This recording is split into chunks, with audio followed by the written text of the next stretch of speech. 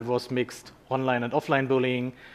And our problem is that we deal with really discriminatory cases, cases of abuse, of rape and death threats. And when we then are confronted constantly with these kind of numbers, it is really making our work quite difficult, because it is mixing sensitivities in together with serious cases that demand legal action. And I have a bit of a problem. That's why I would like to know what exactly the definition of cyberbullying is when you talk about cyberbullying, because otherwise I think we are comparing apples and oranges. Thanks for that. So the surveys around cyberbullying, as you're noting, are incredibly varied around the world. So some surveys put it down as low as about 10% in some countries, and in some times it seems to get to about 30 or 40%. So, and the definitions also, there is some fight and dispute amongst especially the academics, over what exactly it is. But what it seems to have landed at is a cluster of different behaviors that together constitute cyberbullying, from direct threats and humiliations and put-downs through text and direct messaging, to creating fake websites and impersonating people, to posting private materials and images about people. And I'm thinking of how when sexting goes wrong, those images are posted online. So there's a broad cluster of behaviors that tend to be used in the surveys to get those results of somewhere between 10 or 20% of kids being targeted. And I'll just weigh in if it's all right. Speaking specifically to the research that I just mentioned that we released, we asked about cyberbullying, and we asked about online harassment, and we asked about being treated meanly. So I'm not necessarily going to clump those all together, but cyberbullying, our specific definition was when the internet, cell phones, or other devices are used to send or post text or images intended to hurt, embarrass, or intimidate another person. And the cyberbullying, when people were asked for themselves, did this happen to you? It was only 9%. When we asked them about their friends and their family as well as themselves, the number went up to 24%. And just to give you the differentiation with the definition of harassment, that was threats or other offensive behavior, not sexual solicitation, sent online or posted online for others to see. And there the statistics for the individuals were 17%, and then for individuals, friends, and family, 32%. So just to give you an idea of some of our definitions and some of our percentages as well. Just remind us, this was for the age group? 13 to 17 for teens, and adults 18 to 74, and that's a combination of both of those demographics. Can I just ask you use the microphone, because we have online participants as well. Yes. I just want to ask a question of clarification. So if you have content that's been laminated, for example, somebody Googled Peppa Pig, and then you see Peppa Pig being beheaded and blood spurting all over, how would that fall within your definition? Well, it's Peppa, sorry. Yeah. I'm sorry to give a cartoon character with a brand, but no, it's this okay. is the kind of thing that we're seeing. Sure, and if it's the cartoon character's body and then a human head attached to it, that's Yes. something different. If it's just a cartoon character, we're probably not going to do a whole lot with that. But it depends. Would the kid? No, I'm saying for your survey, Yes. the child would define that as. I don't know what the child would define it as, because we're asking them, we're giving them specific definitions and ask them if they've been exposed to any of these types of things. And that kind of anime or something tied with gore or violence, that necessarily didn't fit into one of these definitions. Okay. Okay. We did Thank have, you. excuse me, just one more second. We did have a category for extremism and terrorist recruiting, but that's a little bit different than what you're suggesting. Yeah, I'm sorry. My name is Dorothy Gordon. Thank you, Dorothy, for your question. Hi, thank you. My name is Soledad Roybal, and I am previously working with the State Department under the Obama administration, and I've worked with the ITU on digital gender equality. And I'd actually like some clarification on a couple different points. On the online bullying, were there questions asked about, do you bully? And have you ever committed these sorts of offenses in a way that obviously was probably diplomatic? And also, how were the statistics in terms of women and girls of color? And were they treated to bullying at higher rates than other groups of people? And then finally, sorry, there was statistics given about children being more upset from lower income countries. And I'm sort of trying to grasp, what was the definition of being upset? And what was the hypothesis as to why, were the definitions different for different people in different countries, and maybe what caused that disparity between the people from the various income groups? Sorry, lots to ask there. Yeah, so maybe I'll leave the definition of cyberbullying and bullying to all of you. I do want to say, though, that we in UNICEF, we are also supporting surveys right now on bullying in the context of the Sustainable Development Goals. And I think for us, cyberbullying is sending hurtful messages or posting them online where others can see, threatening someone online, creating a website that makes fun of someone, sharing or posting hurtful images or pictures without permission through texting, emails, social media, and other online channels. And this is the definition that WHO used in their school-based health survey. So we have also kind of adopted that definition because we're working with 10 agencies, including the World Bank, UN Women, other UN agencies on a package on what are the effective strategies to address violence against children. It's called INSPIRE, and some of you might have heard of it.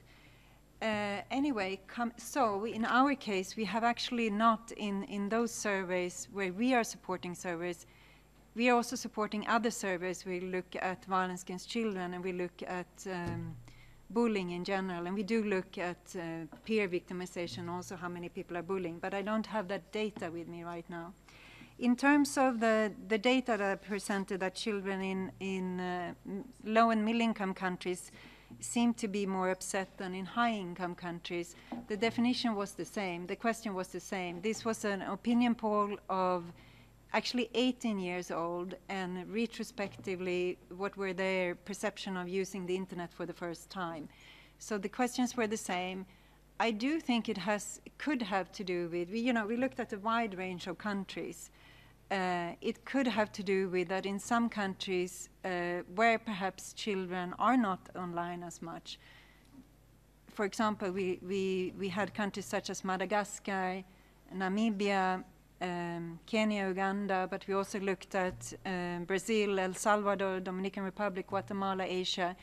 And I think the connectivity in some of these countries are less, and perhaps it's also related to that this could have been the first time they saw this type of content. Okay. So, and that children in high-income countries have been perhaps using internet more, and it's so more digital literate. Be fair to say that maybe in the higher income countries the behavior had been normalized, or that they had just seen it more, and that the word upset wasn't actually, so if they were afraid, or if they were intimidated, or if they were threatened, that would all fall under the word upset? Yes. Okay. Yes, it was a very wide definition. It was an opinion poll. Yeah. Thank you. All right, so we're going to throw the question. The first question, sorry. Okay. All right. So I'm gonna edit it on the fly here and hopefully not catch too much grief. So the first question we have to you is a little bit of a warm-up one, and it's pretty straightforward, I think. Is the internet a safe and respectful place, and why? It's not a yes or no question. So we want you to grab somebody at your table, make a new friend, talk it over for about 2 minutes, and then we want to hear what you said just from a plenary style session. So thanks a lot.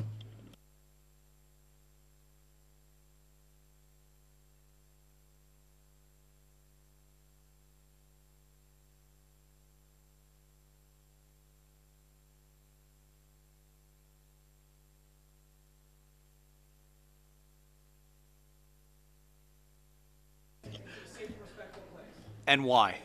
Is it a safe and respectful place, and why? Explain your work.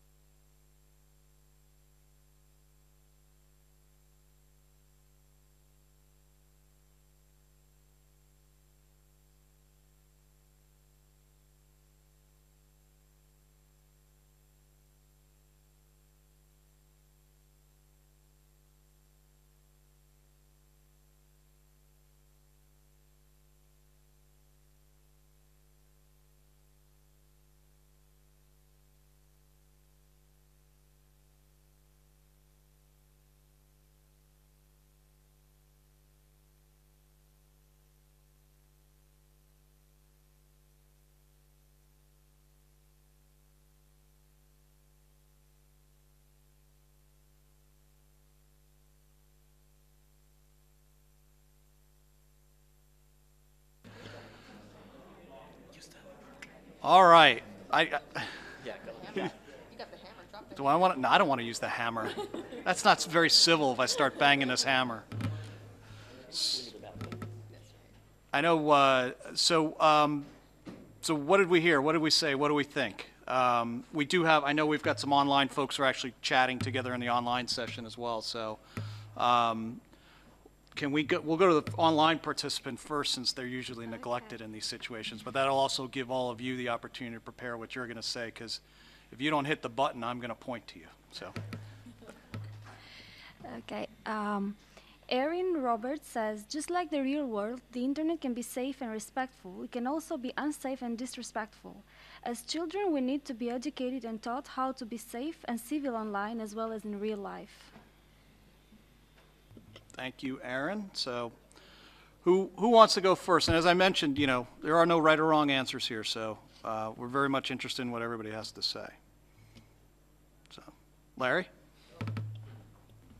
The question would be like saying, is Geneva safe?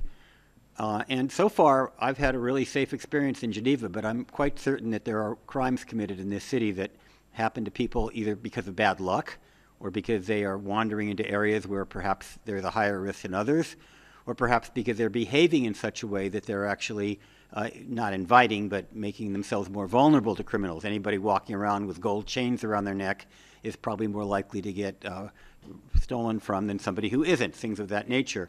Large gold chains with diamonds from them. You know, I'm not talking about normal jewelry. No, hardly.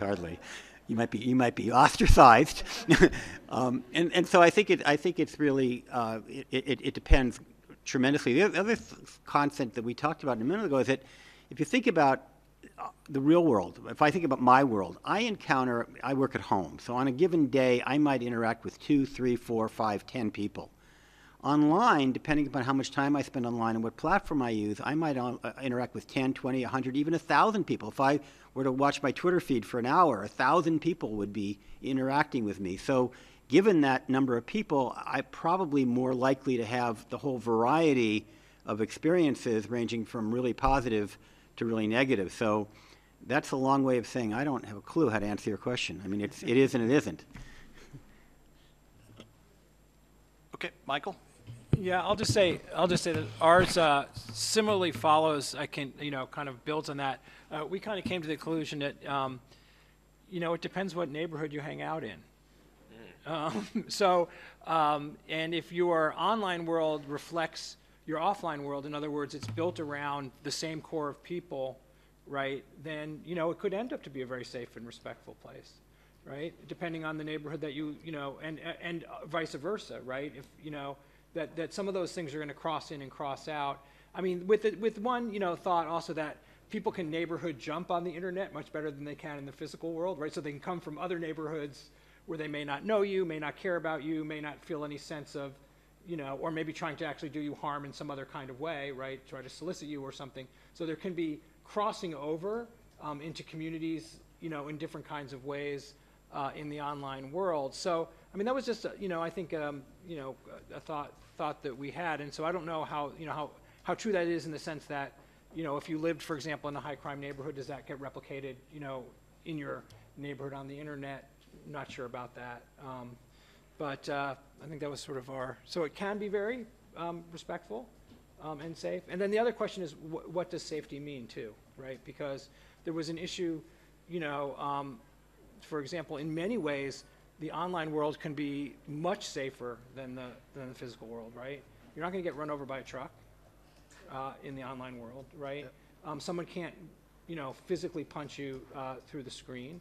So there is some protections there. On the other hand, as Jacqueline's research indicates, those things that you do experience come back into the offline world too.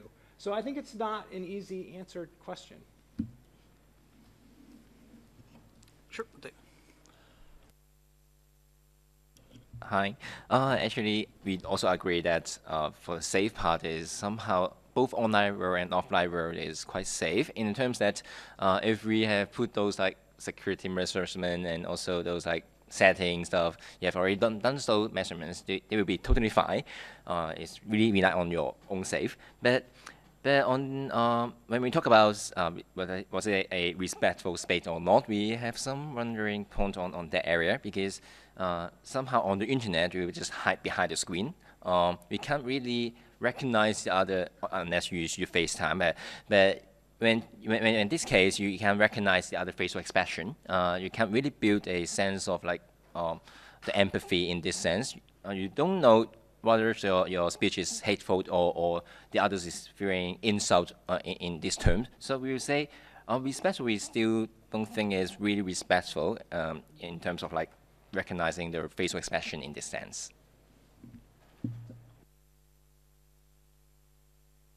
Well, what's your name? David. Thank you, David. That's a very interesting comment because you seem to link the fact that it's not necessarily more respectful than it's not a respectful place because it's easier to get misunderstood. So, like, is it easier? Like when you say that you cannot see the reaction of the other person, so maybe it's perceived to be disrespectful. So maybe you say it is more easier that the conversation becomes disrespectful because maybe you don't mean it, but the other person will understand it as disrespectful and things will maybe escalate, or, I mean, is this what we were thinking or not?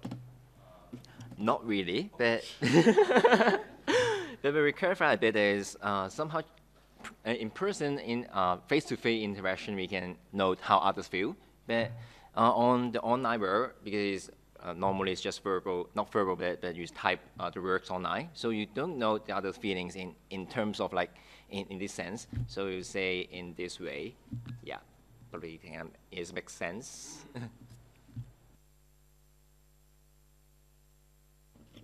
Anyone else? Oh, sorry.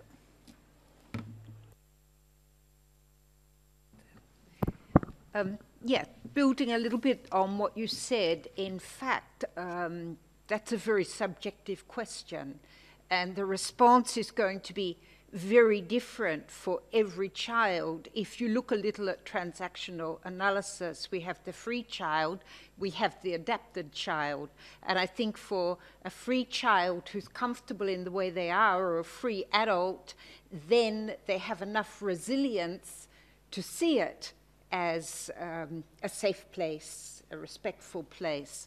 But someone who's adapted to one environment and hasn't yet adapted to this environment, and also how you feel from one day to the other. So I think there's absolutely no answer because it's so subjective. It can't be either. It has to be different from the point of view of everyone.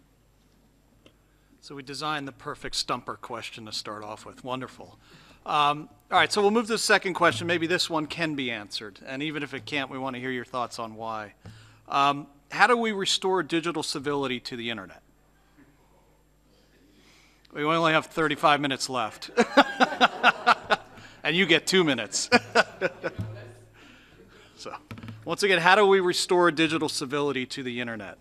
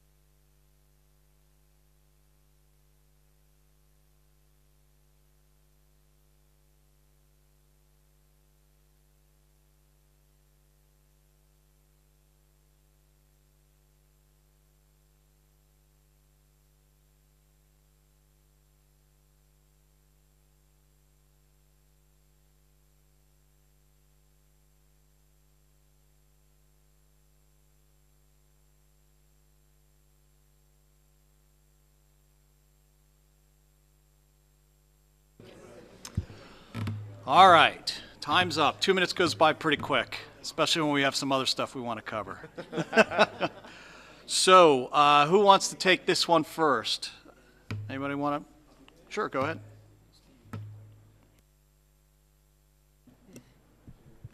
Okay. Hi, my name is Cindineia. I'm a student, law student from Brazil, and I'm also part of youth IGF, and I'm currently researching children online protection. So, first of all, congratulations on this. It's actually amazing. So we have been sharing our thoughts on this, and like joining up, what I think it's really important is when we talk about restore digital civility, I mean, did you ever have digital civility? Because I mean, why we have been sharing this is that internet is for sure a reflection of our society. So for example, in our society, we have some guidances when we talk on what is education, what it's like to be polite, and what it's to respect someone. So do you have this guidance in internet? Like, what are the limits that a children can go? Like, is it okay to share a photograph of your, it's okay. It's okay to share a photograph of your colleague, or it's okay to share photographs of your parents without asking them. And what's the limits on the communication? And when we also talk about being a safe place, it's really important to say that, for example, in Brazil, we're still walking in slow steps when we come to laws on internet. And when we try to compare our society with internet. Both are places that we can call safe or not, depends on where you are. But I think the biggest difference, like in Brazil, we talk about safer and we say we have the law to protect me, but we do not have the law to protect us on internet. So that's a point that I think we should address on this. Great, thanks. Anybody? Yes, we've got an online question. There are 2 comments online. The first one is from Erin. I think we need to hold ourselves to the same standards online as we do in the real world. It's about integrity and honesty and presenting ourselves online as we do face-to-face. And the other one is from Jacob.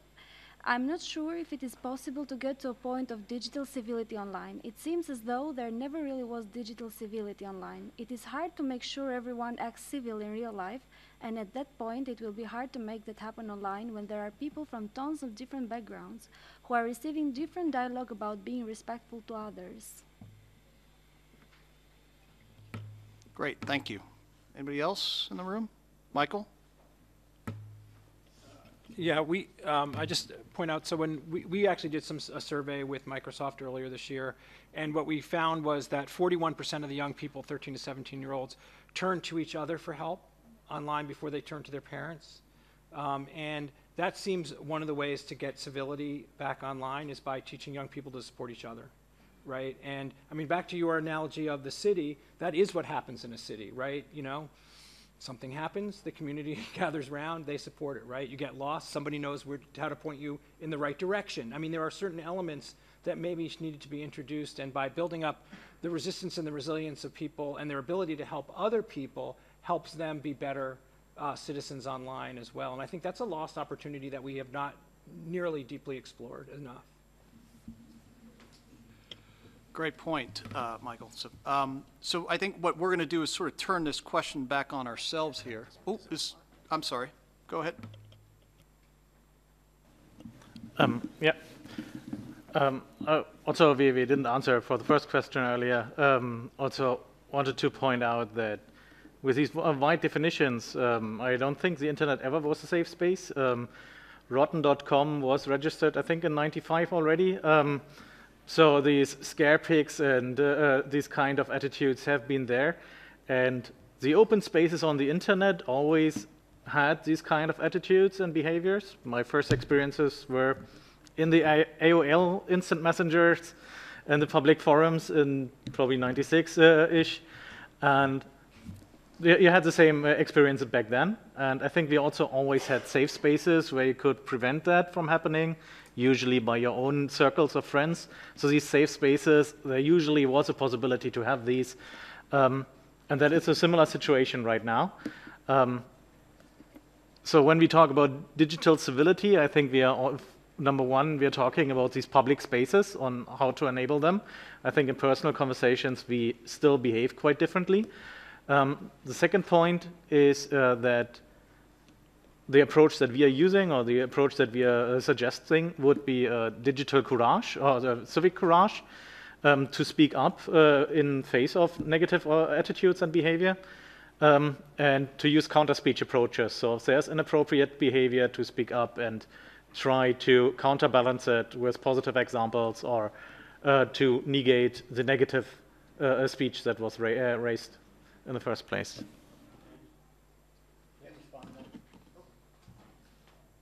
We'll let Larry do a quick response, then we'll have a new speaker, and then...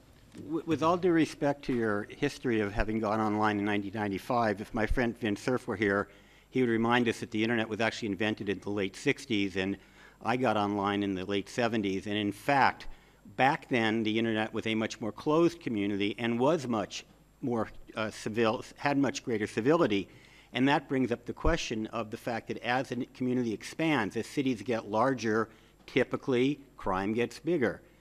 Historically, not always, small towns historically have been safer than big cities. So homogeneous communities tend to have more civility somewhat, or at least different kinds of incivility than non-homogeneous communities. So the reality is that on the internet, there is this great sense of other. There are people out there who are different than us, and there is a undeserved license that some people feel that they have to be less civil to people who are other. And so I think if we go back far enough on the internet, we can in fact find a community with a great deal of civility, but on the other hand, we'll never go back there, so that's just an exercise in history. But going forward, it seems to me we need to do some of the things that real cities are doing, which is to create that sense of citizenship and civility, and that acceptance of the fact that people, regardless of whether they are the same color, the same religion, the same sexual orientation, or otherwise the same as you, are still worthy of not only respect, but possibly even admiration and comradeship. Great. Thanks, Larry. There we go. Hi there, Elizabeth Milovidov. What I think is interesting, we're just going back to the question of digital civility, is that we just need to go back to some of the basics, some of the things that we've seen in the past. One of the things that we're working on at the Council of Europe is looking at the competencies, and we're matching that with digital domains. So competencies are just looking at the values, the skills, the knowledge, and the A's and the attitudes. These are not any different. This is not something that's new, that's brilliant and shiny. We just need to get back to a lot of the basics. Somebody had mentioned earlier about when we're in a city and that you stop and help someone. Not today, not always. We can look at the case of the bystander effect in the legal cases where a woman was stabbed how many times because everybody thought somebody else was going to do something. I think that there's a true reflection of our society today is what we see online. And while going back to the first question, I do think that there is, the majority of the time people are respectful and it is a safe place. But the problem is that we're seeing so many people with authority being able to be disrespectful, and that it trickles down. And so we're having a massive problem, I feel, and I think that if we go back to some of the basics, including parents just teaching their children to be kind.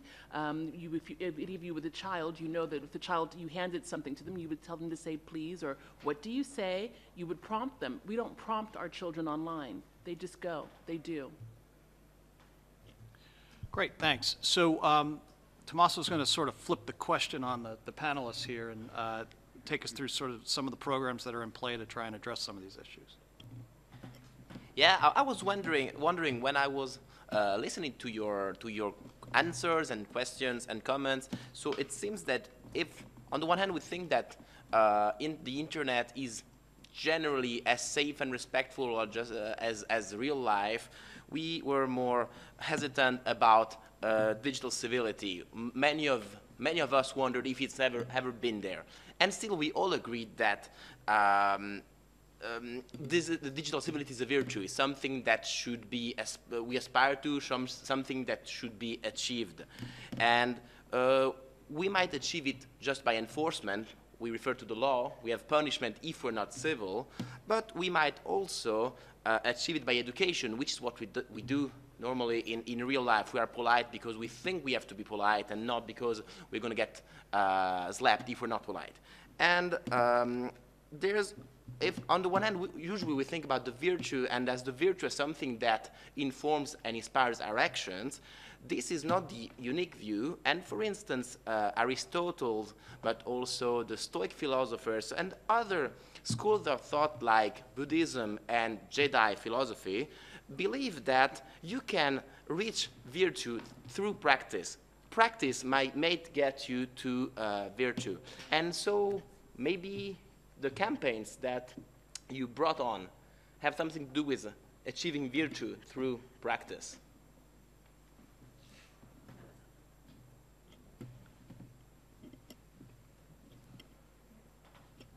Yes, so I wanted to come back to the report that I mentioned that we launched, UNICEF launched last week, Children in a Digital World. And the report sets out 6 policy areas to harness the power of ICTs for the most disadvantaged children and protect the most vulnerable. And you can see the different recommendations here. It's about ensuring that all children have affordable access to high-quality online resources. The second recommendation, I think, is very important for the discussion we're having today, protect children from harm online, including abuse, exploitation, trafficking, cyberbullying, but also exposure to unsuitable materials. The third is safeguarding children's privacy and identities online. And the fourth, again, is important for our discussion today. It's about teaching children digital literacy. And here we should also say digital civility, right? To keep children informed engaged and safe online. And here I think the report quite clearly also states that, you know, we as adults, we're actually role models for children, and we should make sure that our own behavior also is respectful, compassionate, empathetic, since we know that our behavior is kind of mirrored in many times in children's behavior. And then the fifth recommendation is about leveraging the power of the private sector, and the sixth is really about putting children at the center of the digital policy. And for those of you who know UNICEF, we work in over 150 countries in the world. And in the past couple of years, we have 35 plus countries where we are working on research, policy advocacy, and programs with government, civil society, and the private sector to implement a coordinated response to child online protection issues. And this is very much in line with the We Protect model national response. And we're kind of focusing on 4 areas. So it's legal and policy reform, it's capacity building of all the key stakeholders, law enforcement, justice sector, child protection services, reporting mechanisms for children and parents, and the public and private ICT sector. Another area is about the data collection, research, monitoring, and evaluation of policies and programs, because we do recognize that without the research and understanding how children use ICTs, we won't have the right policy and program response. But the third area here is what we're talking about today, is awareness raising and capacity building on children, parents, and teachers on risks, digital skills, and responsible behavior online, but also where children can actually report incidents of online violence when they experience it. And with this new report, we have just launched a new campaign. In June 2016, we did launch our End Violence Online campaign, where we had a targeted campaign to adolescents 13 to 17 years old called Reply for All.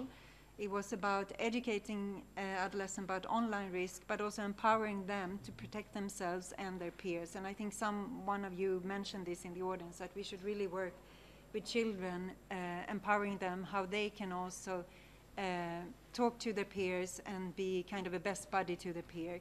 So now I just wanted to show you the latest campaign. It's called Think Before You Click. It's again a digital youth activation campaign with the same objective as the Reply for All. And we're going to show 3 spots.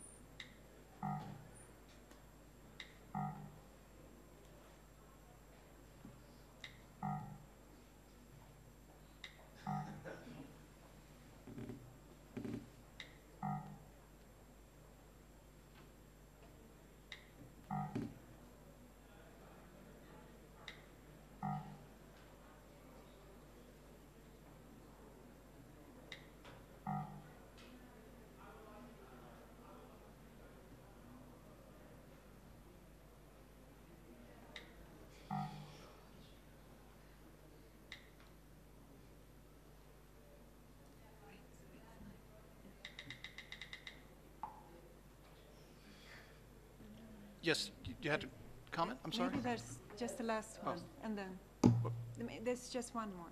Yeah.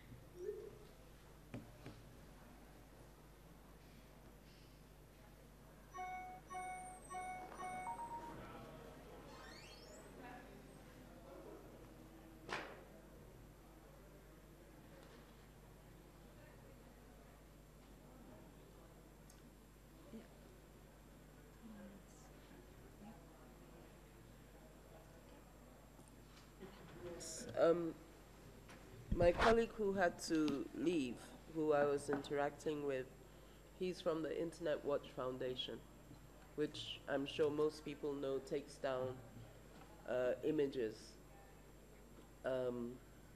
working with content providers. So it's a kind of self-regulating mechanism.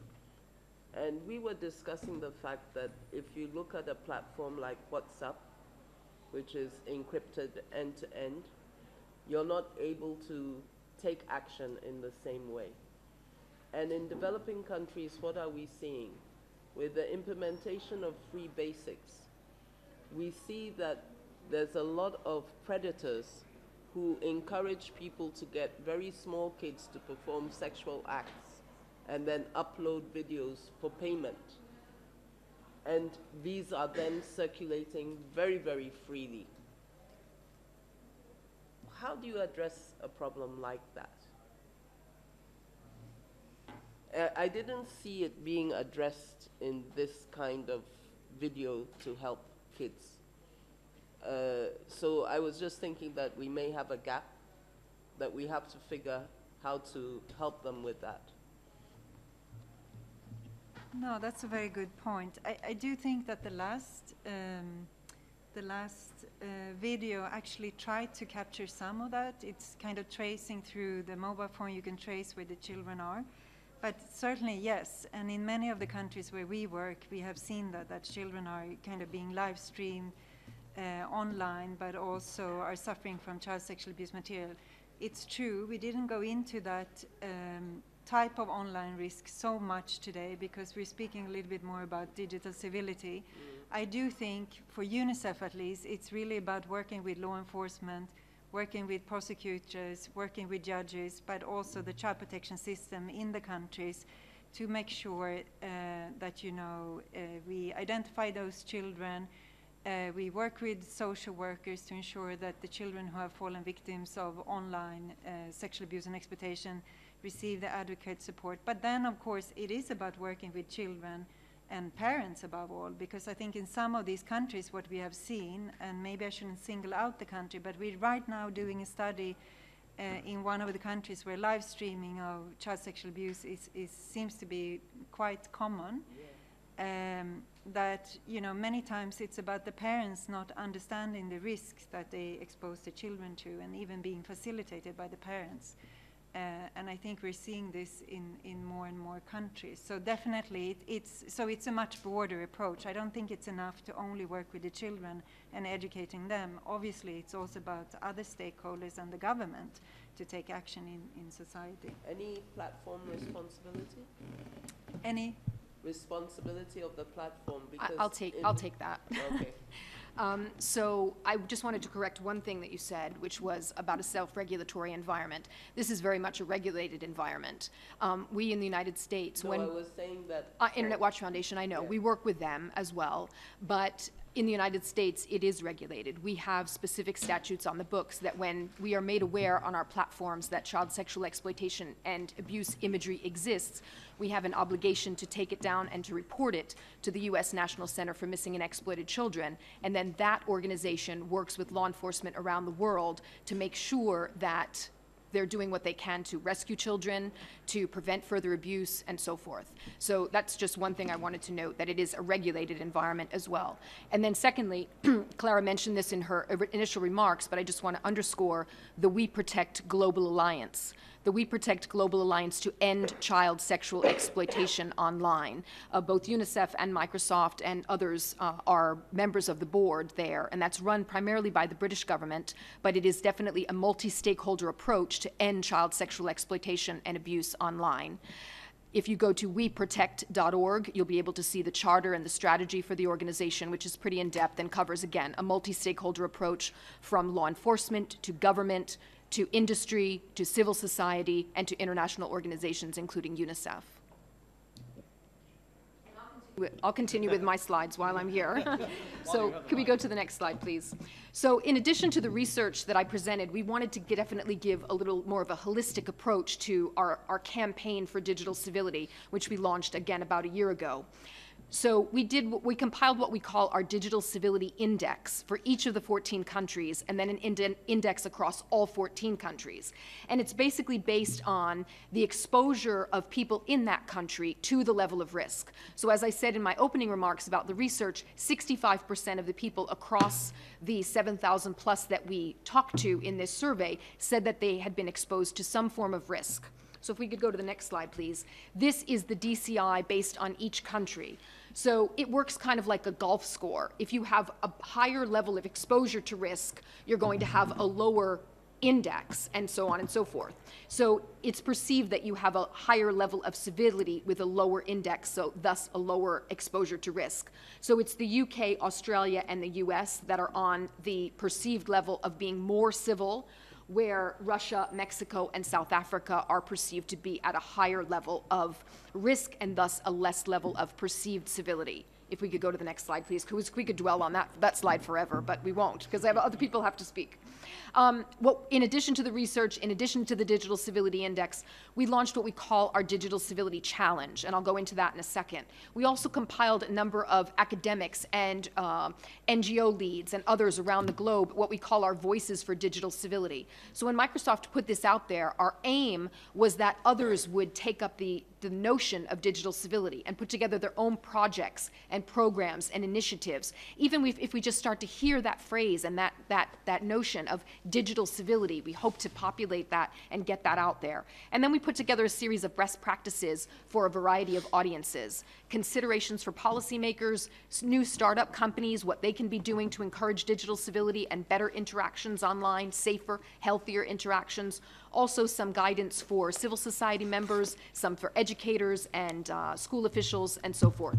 And finally, the last slide here is what we call our Digital Civility Challenge. We asked people on social media using the hashtags #ChallengeForCivility and I'm4Civility to basically pledge to live by 4 basic tenets of online life. In short, living the golden rule and treating others like you would like to be treated, respecting differences, by no means thwarting any kind of conversation or dialogue or debate online, but instead understand, respect the differences, and be open to other perspectives. And then pause before replying. Don't just come out and spam someone. Don't just come out and flame someone, but take that minute and see, like in the UNICEF videos, is that really something that you want to send? And then finally, if it's safe and prudent to do so, and this goes to the bullying place, to stand up for oneself online and to stand up for others online. So again, I encourage you to go to Microsoft.com/digital civility to peruse all of this information and look out on Safer Internet Day 2018 for the updated research in an expanded number of countries, 23 in total, and also some additional risks. I wish that the lady from the State Department was still here, because we are adding 3 risks to the collection of 17 that we have already, and one of them is misogyny, which probably should have been included from the first go-round, but at least we're doing it now. So thank you for your time today. So we're one of the campaigns that's been inspired by Microsoft's call for digital civility, and For the last year, I've been talking to the tech companies around the world, academic researchers, parents, kids, about online bullying and coming together to create a collaborative campaign around it. And I'm very excited to share with you tonight that campaign. It's called The Power of Zero. Next slide.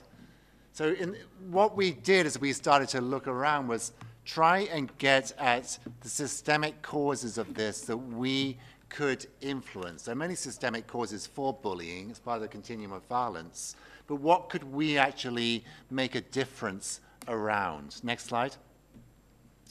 And as we spoke to researchers, and I'm thinking now of Stefan Chowdhury in the European Union, she was pointing us younger. She was making the point, children get online from birth. And she was making the point that they don't really have the skills. They're not really onboarded in a successful way. They start to experiment. They start to select their own YouTube videos. They find their own way around. So that's the skills section, which is pretty much self-taught. In terms of their knowledge, they have very little understanding what the internet is. If you ask a kid, many of them will say it's entertainment, especially a young child. It's entertainment. That translates into drama in the teen years. What's going on is just drama. Online bullying is drama. It's the same mindset. And she's also uncovering in younger kids that they don't really get taught by their parents about attitudes. So that matters. If you're not taught about attitudes or digital civility, really you start to mimic what's out there. You just copy what other kids are doing. So you don't learn to be an ally and to take the moral courage to step in. You don't learn the courage to hold back and pause rather than flaming someone back. We also, if we go to the next slide, started to really dive down into what is bullying. It's a really important question. What is bullying? What's it really about? And at heart, bullying is really about power. It's about power over. It's about the abuse of power. And power has become a dirty word. But power exists in all of our relationships. There's closeness on the one hand, or there's power on the other hand. There are two tracks that you can assess any relationship you're in with anybody. And there is such a thing as the good use of power. So putting that together, we move to the next slide. We started to look at the exemplars of good power, and I'm thinking here of Malala. I'm thinking here of Nelson Mandela. I'm thinking here of Mahatma Gandhi. What unites them is a commitment to zero violence, to zero abuse, to zero bullying. And so if we move to the next slide, we are close to launching a campaign which is going to be teaching the next generation how to use their power well in a digital world. And we think it's essential to start young. So we're targeting young children in the first phase of this campaign. And we really believe, and we are confident, that if we start well, if we embed digital civility in the younger generation, young children, we start to translate that into how they are as tweens. They forget some of it, but the research shows from other campaigns that have built skills and values in young children, that those values do and those skills do start to come forward and resurrect in the teen years. And that is a foundation for a life, we hope, of being digital citizens. So that's the campaign. I'm excited to announce it tonight. If you've got any interest in this campaign, if you'd like to collaborate with us, come and see me after this. Great. Thanks, Nicholas. And thanks to everybody, Clara, Jacqueline, and Tommaso. And thank you to you, the audience. We do want to be respectful of everybody's time, both here and the group that's waiting to take over for the next session. So as Nicholas said, you know, I know everybody would be more than happy to talk to you and maybe just take it out in the hallways so we can let them set up. But again, thanks a lot for your participation. Thanks to the panelists and our remote moderator. And have a good rest of the IGF and a great evening. And thank you for going the distance with us. Thank you.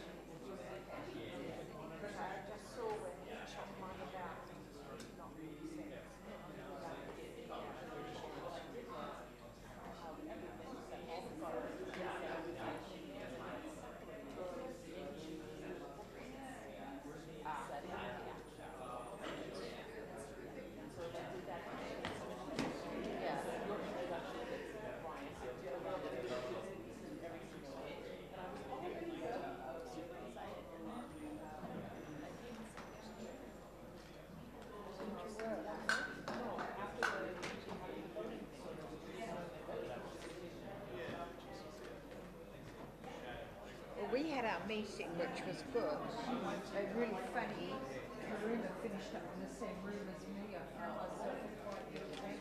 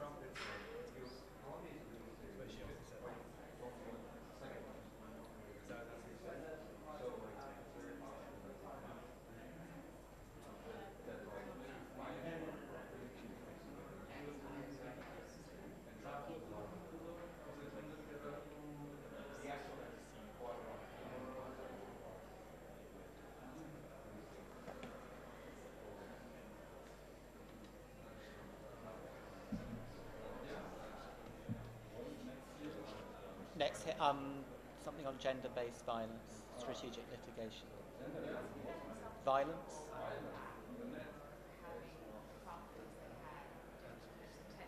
I suppose it might depend how you define violence, or there may be a relationship to physical violence. I don't know.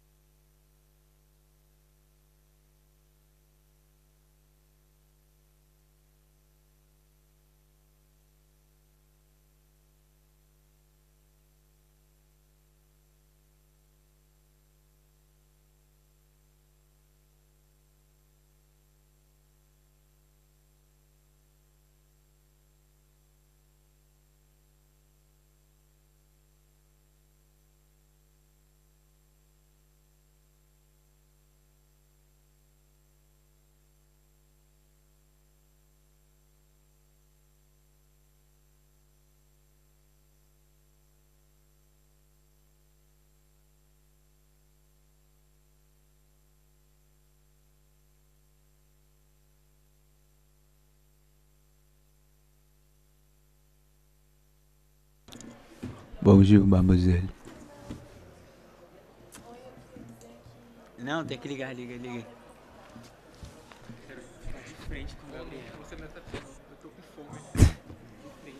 Fica, minha mona.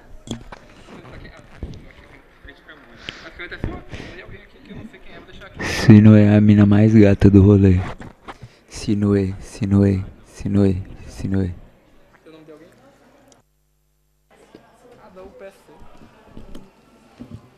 Fala, batata aí.